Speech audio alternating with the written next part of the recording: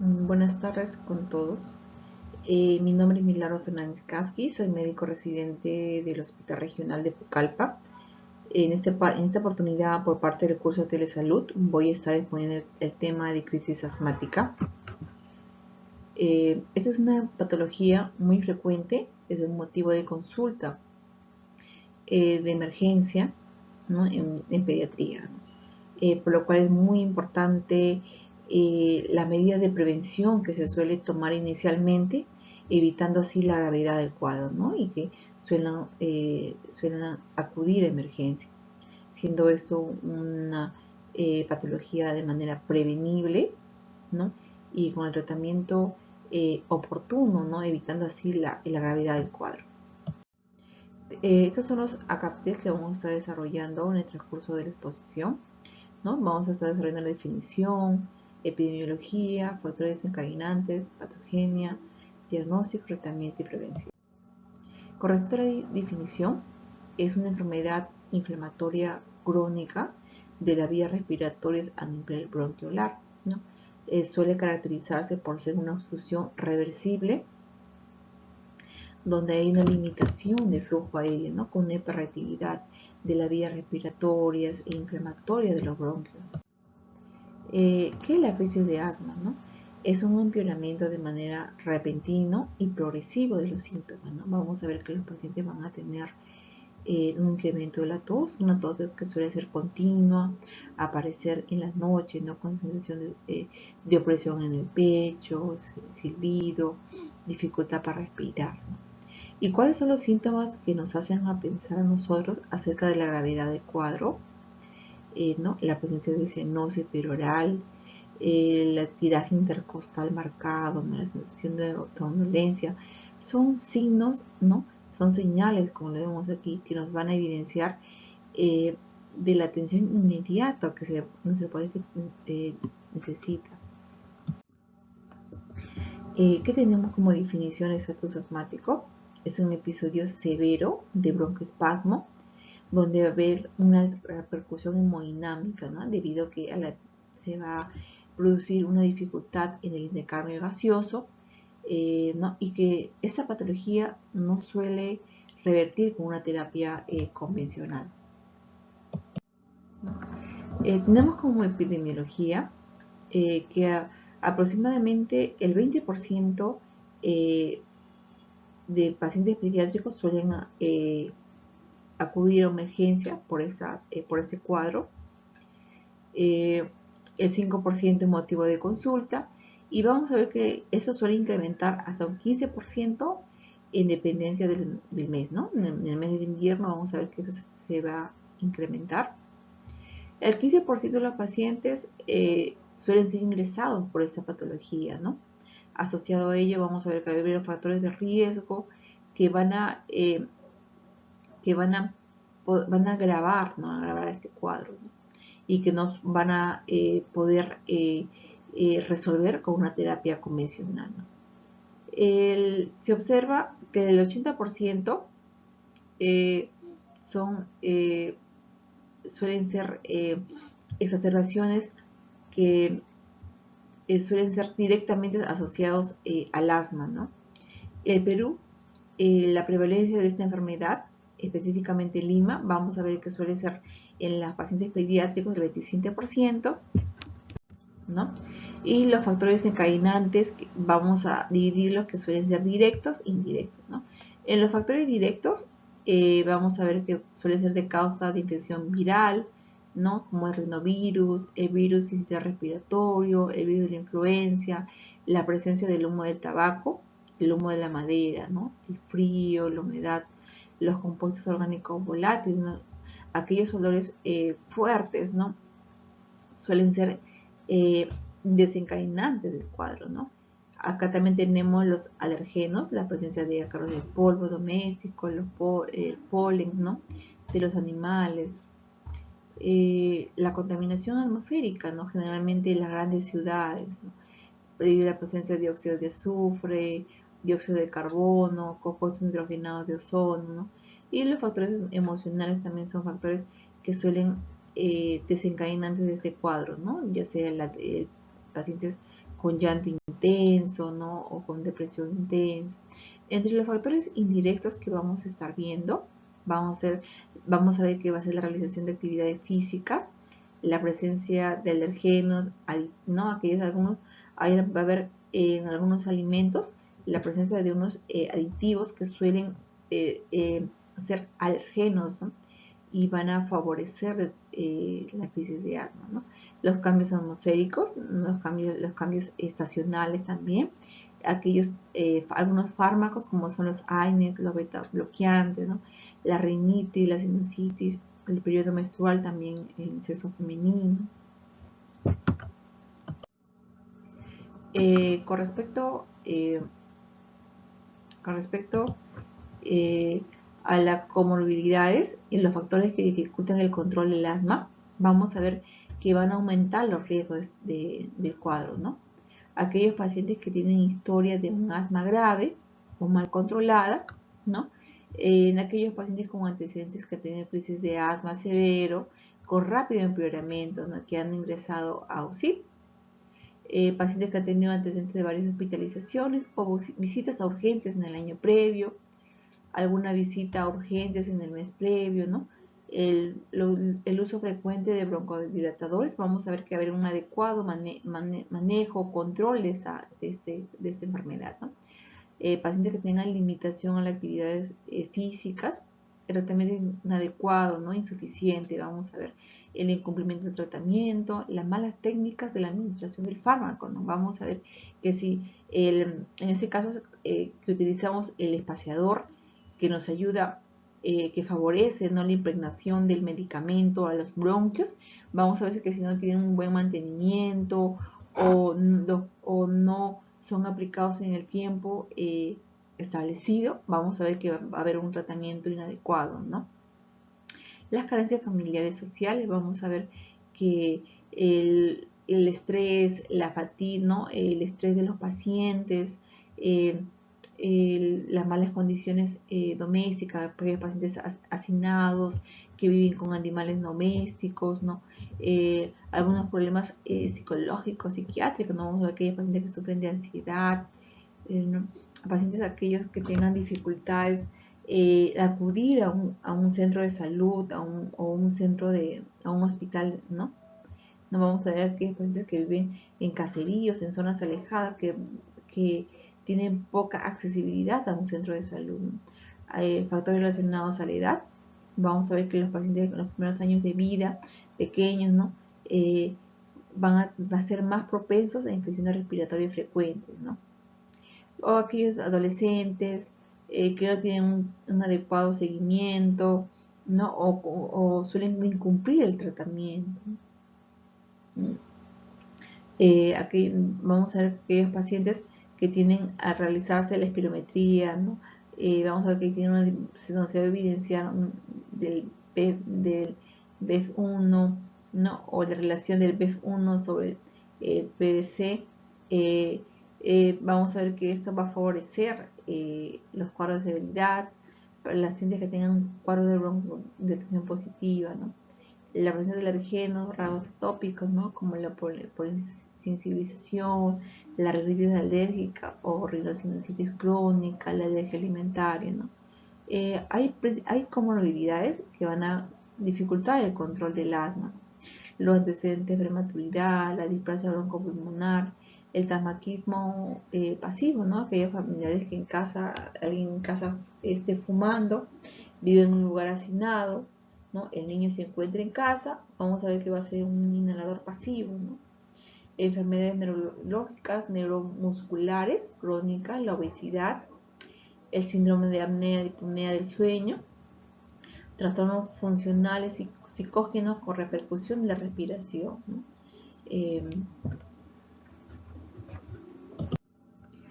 Con respecto a la fisiopatología, vamos a ver que entre los pilares fundamentales vamos a ver que se va a producir una obstrucción de la vía aérea,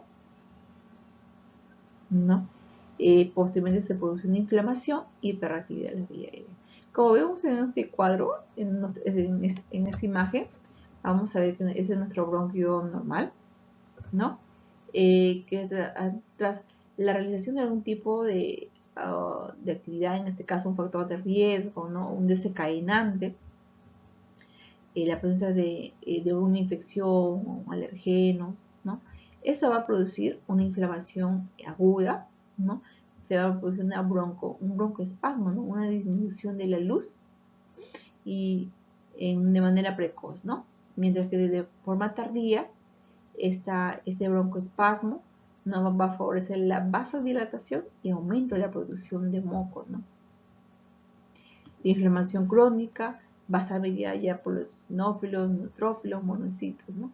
Y esta remodelación que se va a producir en pacientes crónicos, ¿no? Vamos a ver debido a la estrés epitelial, la presencia de mocos, mastocitos, macrófagos, ¿no? Donde se va a producir una hiperactividad bronquial.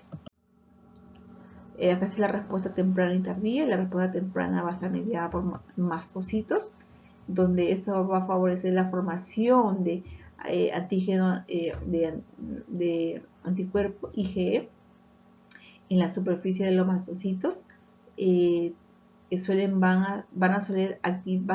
van a liberar los mediadores de inflamación, produciendo así una broncoconstricción, disminución de la luz bronquial, ¿no? Mientras que una respuesta tardía va a estar mediada por los linfocitos Th2, estos productores de citocinas que van a estimular los linfocitos B, ¿no? Eso van a producir un daño tisular, una broncoconstricción. El diagnóstico de la crisis asmática, ¿no? La gravedad y el inicio del tratamiento inmediato va a depender de la valoración del triángulo pediátrico. Es muy importante que cuando nuestro paciente acude a emergencia a hacer esta valoración, ¿no? Vamos a valorar lo que es la apariencia, ¿no? Vamos a ver cómo se encuentra normal, hipotónico, si nuestro paciente se encuentra desconectado con el medio ambiente, cómo se encuentra el estado de conciencia, si se encuentra somnoliento, activo, con tendencia al sueño, ¿no? La respiración, vamos a ver si se encuentra normal, si vamos a poder escuchar algún tipo de ruido, unos signos de dificultad respiratoria, gemido. Otro signo que vamos a estar evaluando es la circulación, ¿no? La presencia de cianosis, se encuentra pálido.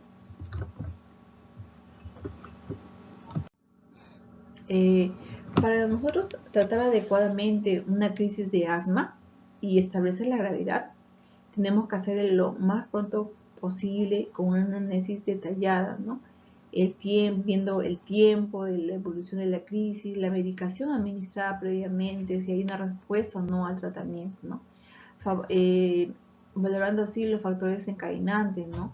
Si el paciente en este caso se ha administrado corticoides o el ingreso hospitalario anteriormente, si ha tenido asistencia en cuidados inmediatos, no se ha recibido algún tipo de medicamentos, si tiene alguna enfermedad asociada, ¿no? Es muy importante la valoración clínica que tenemos inicialmente, que nos va a ayudar a valorar la gravedad de la crisis del asma, ¿no? Al mismo tiempo de un inicio del tratamiento de una crisis de asma. En la radiografía vamos a estar evidenciando vamos a estar evidenciando la presencia de algún tipo de neumotoras, ¿no? Si en ese caso el paciente está en un estado asmático y no responde al tratamiento, es muy importante la valoración con una radiografía. Si en ese caso el paciente tiene algún tipo de complicación como un neumotórax, un borotrauma, broncomiastina, podemos hacerle una radiografía. La presencia de sospecha de bronconeumonía, ¿no? O si en el caso de la sospecha de un cuerpo extraño, debido a que de repente viene con un cuadro de sibilantes, con una instalación brusca, con presencia de dificultad para respirar. Otro examen que también se puede valorar según el estado clínico individual del paciente que hagamos en el momento, controlar los electrolitos, las observaciones de graves, ¿no? Especialmente el potasio y el lactato, disculpe. La glucosa es otro examen que podemos utilizarlo, podemos solicitarlo según la valoración del estado del paciente en los casos de exacerbaciones grave de asma grave, ¿no? Respecto a los exámenes, el diagnóstico de crisis de asma es eminentemente clínico, siempre y cuando realizando una anamnesis duda del diagnóstico o no, nos podemos apoyar de los exámenes complementarios, ¿no? Pero en sí el diagnóstico de la crisis asmática es eminentemente clínico, ¿no? Como les decía, la crisis de asma nos indica exámenes de laboratorio de rutina. Si en el caso solicitaremos, podríamos entrar un AGA, ¿no? En ese caso de observaciones moderadas a pacientes que tienen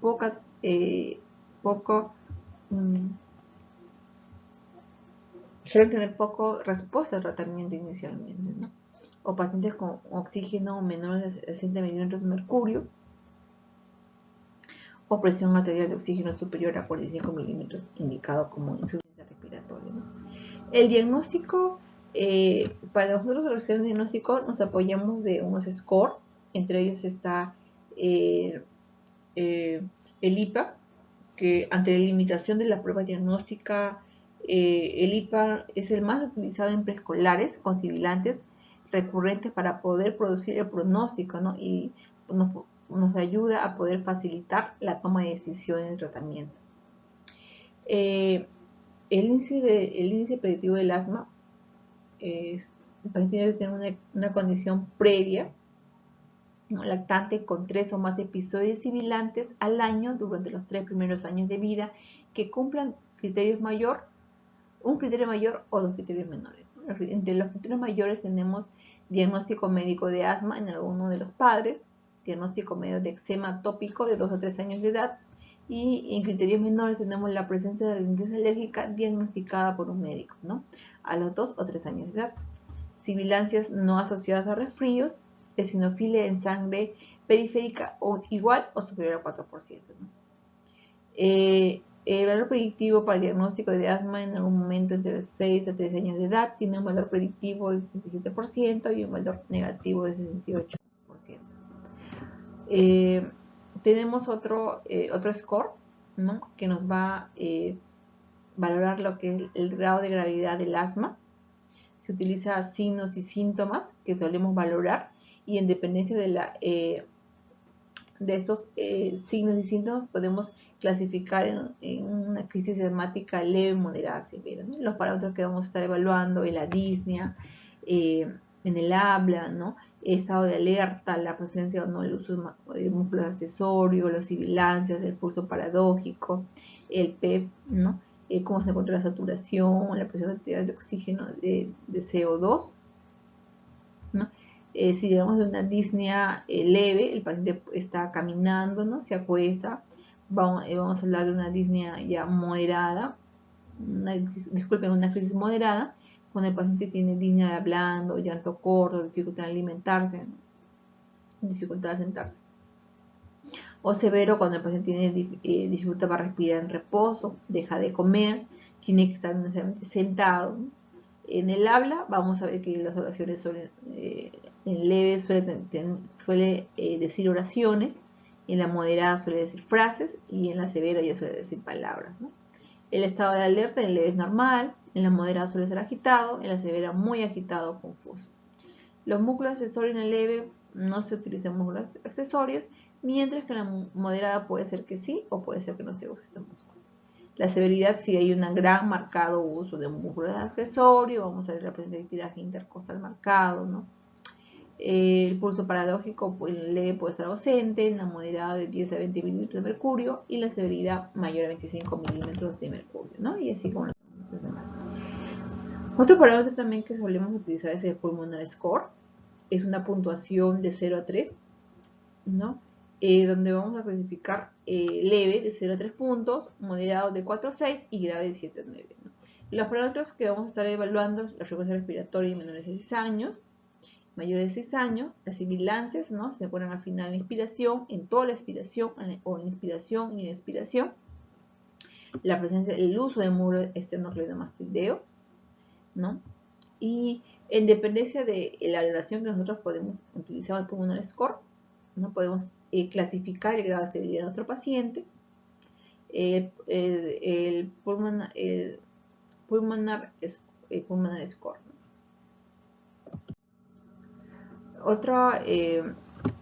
Otro score que podemos también considerar es la saturación, que es lo más práctico, ¿no?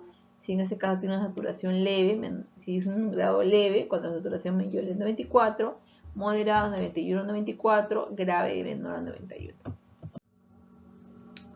Ese también es otro pulmonar score, ¿no? Que también valora los mismos parámetros que hemos mencionado anteriormente, ¿no? Este es el PRAM. Tiene una evidencia baja, pero tiene una fuerte recomendación, ¿no? Respecto a la puntuación, puesto que nos ayuda a valorar la gravedad del asma en un paciente pediátrico, ¿no? Hay estudios que han determinado que una puntuación de PRAM alta con un fuerte predictor de ingreso hospitalario, ¿no? El sistema de puntuación de PRAM como un sistema de puntuación válido, fiable para niños, ¿no? Con exacerbaciones de asma entre los 2 a 17 años de edad, ¿no?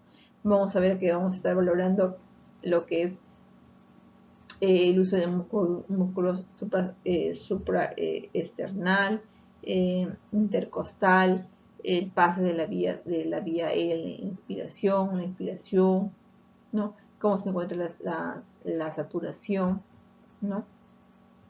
En dependencia del puntaje que le demos, vamos a poder clasificar a nuestros pacientes según la gravedad.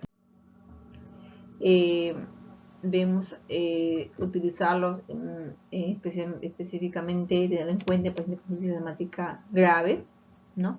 Que si nos hace recordar de una alerta, ¿no? Vamos a ver que los pacientes pueden estar confusos, somnolentos, cianóticos, diferencia de tórax abdominal marcado, bradicardia, no son signos que nos van a orientar que el paciente se va a complicar, va a llevar a una severidad, ¿no? Existen criterios de ingreso de hospitalización. Vamos a ver pacientes que moderados a severos, enfermos, que tras el tratamiento inicial tienen poca mejoría, ¿no? Tras el tratamiento inicial con beta agonistas y glucocorticoides sistémicos, estos pacientes van a cargar hospitalización. Pacientes que tienen, tras tomar el saturómetro, tras tomar la saturación de oxígeno, la tienen la tienen disminuida, ¿no? Tras el tratamiento inicial, ¿no? O pacientes que tienen una rápida historia de gravedad del cuadro, incumplimiento del tratamiento de medicamentos de manera ambulatoria, pacientes tratados recientemente con glucocorticoides sistémicos y beta-2 agonistas en uso excesivo, el acceso a inadecuada atención médica, ¿no? Incluyendo la falta de transporte. Es muy importante eso valorar en el paciente para la continuidad de su tratamiento, ¿no? Y el mal sistema de apoyo, ¿no? De repente el papá no tiene papá, mamá, o en el caso de que el papá y mamá trabajan, el niño es adolescente, está en casa y no tiene la costumbre, ¿no? No tiene la responsabilidad de dar el tratamiento, de aplicarse el tratamiento por sí solo, en el caso de los adolescentes, ¿no? Bueno, como lo había mencionado, hay criterios de ingreso hospitalario y criterios de ingreso a UCI. En los criterios de ingreso hospitalario, vamos a ver aquellos pacientes que presenten sintomatología después del tratamiento inicial, pacientes con saturación de oxígeno para mantener mayor al 92%, ¿no? Pacientes que tienen un PEF de menor de 50, menor a 50-60% tras el tratamiento, pacientes que no existen ningún parámetro funcional que defina cuándo un paciente debe ser dado de alta o un PEF menor al 25%, ¿no? Con una variabilidad superior al 25%, se asocia con mayor tasa de ingreso. Existencia de antecedentes de intubación, de ventilador mecánico, ¿no? Fracaso de tratamiento con corticoides o beta o agonistas, ¿no? Pacientes que de manera ambulatoria tienen un fracaso, ¿no? La imposibilidad para garantizar los cuidados necesarios del domicilio, pacientes con comorbilidad, ¿no? Como neumonía, neumotórax, y a quienes podemos valorar el ingreso a UCI, aquellos pacientes con parada respiratoria, disminución del nivel de conciencia, deterioro funcional progresivo a pesar del tratamiento, la saturación menor al 90%, con una presión de CO2 mayor a 45 milímetros, ¿no? Los signos del alarma de agotamiento muscular nos habla de estos signos, ¿no? Hipercapnia, necesidad de soporte ventilatorio o neumotórax. Con respecto al algoritmo de tratamiento de crisis asmática según el GEMA, nos clasifica en crisis leve, según la clasificación que nosotros tenemos inicialmente con el Pulmonary Score, según el score que estemos más familiarizado, ¿no? Hacemos la clasificación de la gravedad, y en este caso una crisis leve, damos una dosis de 2 a 4 pulsaciones de salbutamol con cámara, regulamos a los 15 minutos, se responde el alta, ¿no? Si es una crisis moderada, damos de 6 a 8 pulsaciones de salbutamol con cámara cada 20 minutos hasta 3 dosis, ¿no? Revelamos a los 15 minutos tras la última dosis, si responde alta. Si hablamos de una crisis grave, ¿no? Que pacientes tienen oxígeno, una saturación de oxígeno mayor a 94, más nebulización a 0,15 miligramos por kilo de salbutamol. Asociado a esto, el bromuro de platropio de 150 a 500 cada 20 minutos hasta 3 dosis, ¿no? De 10 a pulsaciones de salbutamol más 2 a 4 pulsaciones de bromuro de platropio con cámara de cada 20 minutos hasta 3 dosis. No, este es el tratamiento que vamos a dar inicialmente a estos pacientes. En una crisis leve puede tratarse en casa, ¿no? O acudir a su centro de salud de atención primaria, ¿no? Donde se va después de una correcta evaluación y vamos a ver que hay una respuesta en las primeras 2 horas, ¿no? Donde se va a mantener una PEF mayor a 70, con una saturación mayor a 95, ¿no? El tratamiento de la crisis leve incluye la administración de broncodilatadores beta-2 agonistas de acción corta, tales como salbutamol o terbutalina, y los glucocorticoides inhalados o orales, ¿no? No es necesario añadir bromuro de platropio en la crisis leve, ni tampoco antibióticos de manera de rutina. En el tratamiento vamos a ver que GINA proponen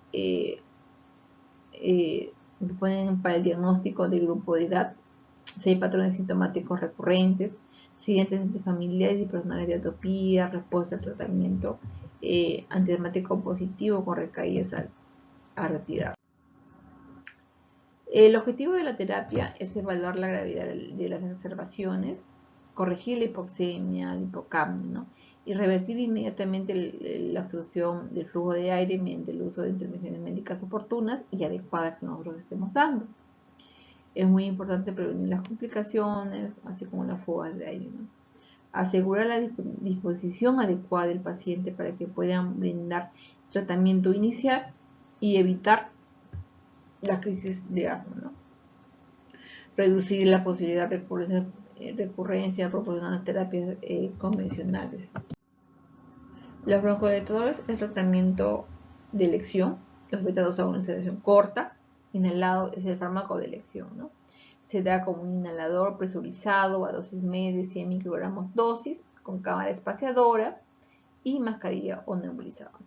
La administración de MDI con cámaras espaciadoras superior a la respuesta clínica y el tiempo de recuperación de la crisis, ¿no? Favorece la menos estancia hospitalaria, ¿no? Acudir a menos recurrir de manera evitar, ¿no? Recurrir a emergencias, no urgencias. La dosis depende de la gravedad del episodio y la respuesta que tengamos, ¿no? Vamos a ver que el GINA del 2018 recomienda una crisis leve de 2 PUF, moderada 6 PUF, ¿no? En menores de 6 años, y moderada de 4 a 10 PUF mayores de 6 años. Menores a 5 años, alternativa a la dosis de 2.5 miligramos cada 20 minutos, mayores a 5 años de 5 miligramos por mililitro.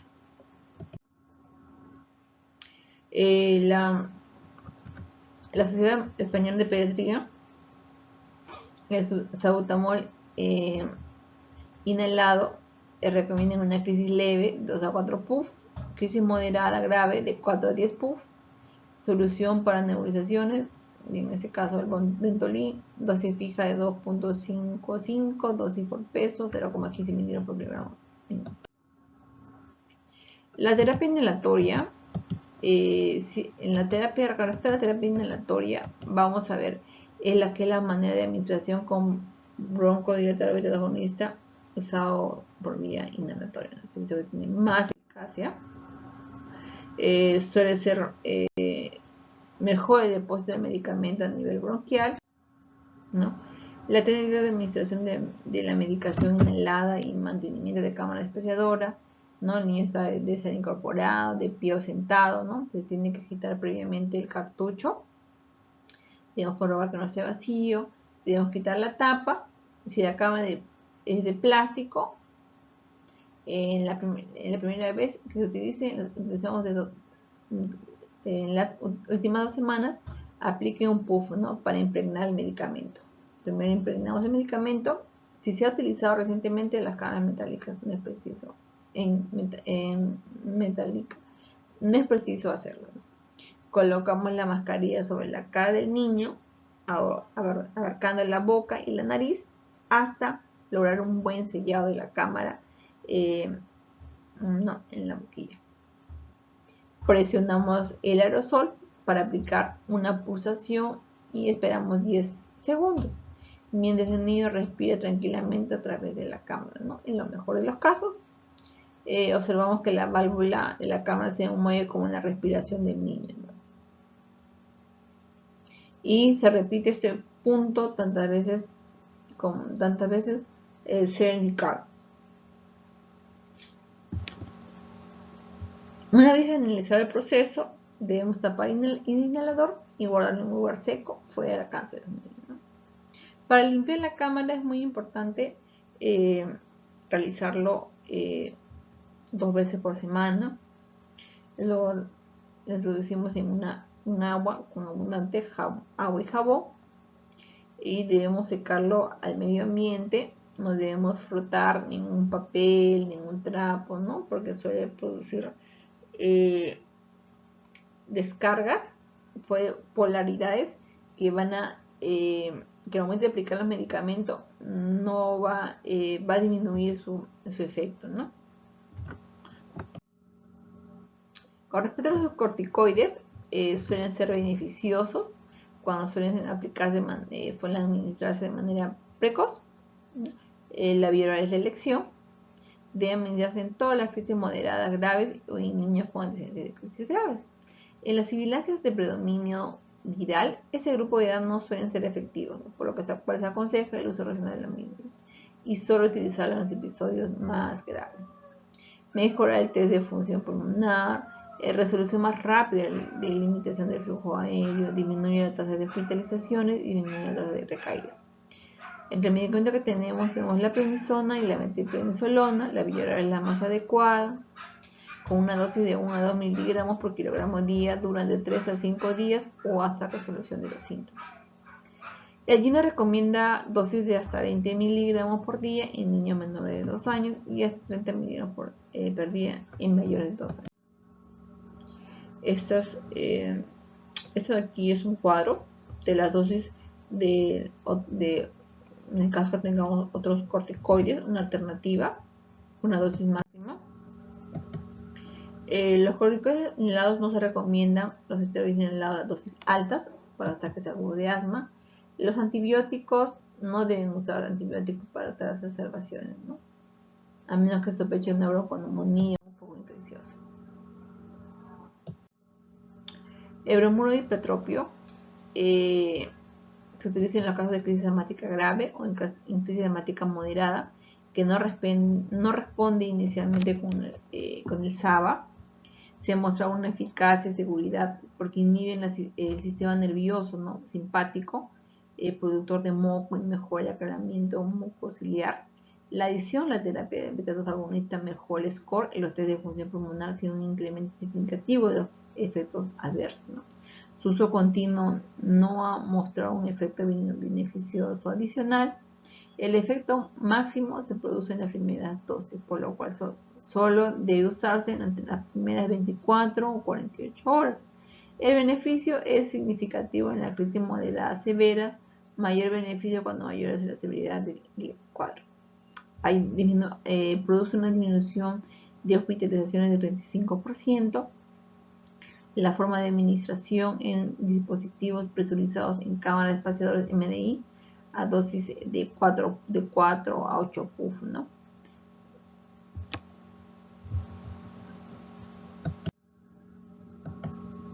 Se ha encontrado, hay una disminución al 15.1% de las hospitalizaciones, ¿no? En casos severos, cuando asociamos el uso de dosis de bromuro impratropio y asociados a la beta-2 agonista. El sulfato de magnesio es indicado solo en pacientes con asma severo que han fallado la terapia inicial, ¿no? A una dosis de 40 a 50 miligramos por kilogramo endovenoso lento en 30 minutos, con dosis máxima de 2 gramos. Mecanismo de acción que suelen ser relajan la musculatura lisa bronquial, disminución de la acetilcolina, inhibición de la granulación del mastocito, ¿no? Tiene un efecto sobre las células del músculo liso con relajación. Los efectos colaterales que tenemos de la hipotensión, las náuseas, vómitos, debilidad, sedación y depresión respiratoria. La dosis de sulfato de magnesio en pesos menores a 30 kilos, 25 miligramos, mayor a 30 kilos, 50 miligramos, y si el IMC es mayor a 30 kilos por metro cuadrado, se debe calcular el peso ideal. Dosis máxima, 2 gramos. El sulfato de magnesio en infusión.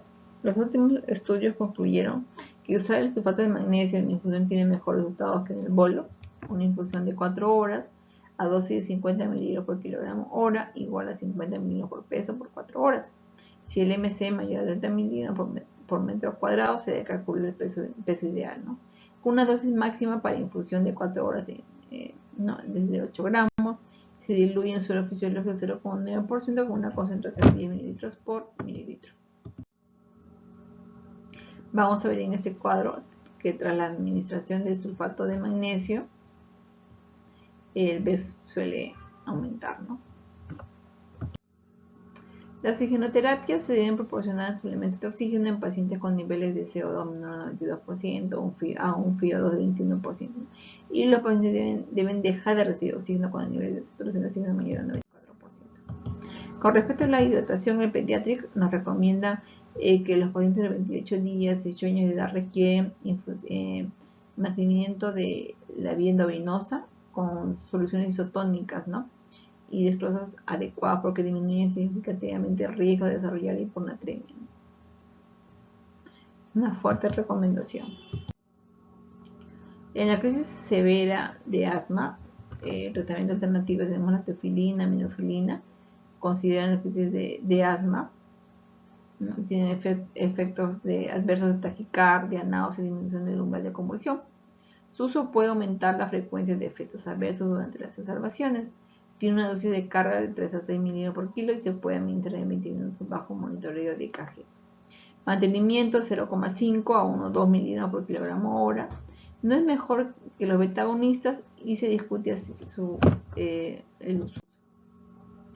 Otras terapias biológicas dirigidas están el omalizumab. Su uso suele aprobado en pacientes de 6 años de edad y mayores, ¿no? Con alergias o asma persistente, ¿no? Reduce el riesgo de exacerbaciones de asma en pacientes alérgicos asmáticos. Reduce las exacerbaciones de asma cuando se administra con corticoides y a corta duración. Exacerbaciones en niños y adultos. Otra terapia biológica dirigida está la interleucina 5, que contribuyen a la inflamación del sinófilo de la vía respiratoria. Aproximadamente entre 40 y 50% de los pacientes con asma de difícil control tienen eosinofilia persistente de las vías respiratorias a pesar del tratamiento con dosis de corticoides. Estos anticuerpos monoclonales como mepolizumab, interleucina 5, regiluzumab Están aprobados como terapia de mantenimiento para pacientes con asma con eosinofilia persistente, ¿no? Que a pesar del tratamiento convencional a dosis altas de corticoides no responden al tratamiento. Tratamiento de estatus somático, vamos a ver que ya el paciente va a requerir un soporte ventilatorio que puede ser invasivo o no invasivo. El no invasivo es que mediante PEP o POMS nasal, el trabajo respiratorio y la DIS. Invasivo, ventilación mecánica asociada con una tasa alta de barotrauma, neumotora, neumomediastina. Es muy importante valorar el uso de nuestros pacientes. Con respecto a recomendaciones tenemos la educación continua del asma en la familia, ¿no? Pues aumenta la calidad y reduce el riesgo de exacerbación. Se recomienda el empleo de glucocorticoides como primera línea en el tratamiento para el control de asma persistente en niños de cualquier edad. El ABA son un tratamiento que puede considerarse en niños mayores de 4 años, siempre que se asocien a glucocorticoides, nunca mientras sea como monoterapia. El tratamiento de niños con asma alergia se debe considerar el empleo de la inmunoterapia siempre que utilicen extractos estandarizados biológicamente, ¿no? En pacientes bien seleccionados. En niños a partir de 6 años con asma persistente grave, controlada con dosis altas de glucocorticoide, LABA, se recomienda considerar el empleo de agentes biológicos o anticuerpos monoclonales.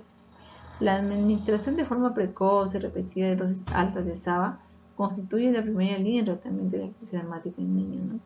Es aconsejable individualizar las dosis de los fármacos, ¿no? De acuerdo a la gravedad de la crisis y respuesta al tratamiento de cada paciente. Vamos a ver que en la crisis moderada a grave de asma se recomienda emplear un glucocorticoide sistémico de forma precoz, ¿no? Y se debe evaluar el grado de control, los factores de riesgo, la adhesión al tratamiento que se tenga del paciente, la técnica inhalatoria, ¿no? Es muy importante valorarlo. Bueno, eso sería con todo con respecto a la exposición que les he presentado. Muchas gracias por su atención.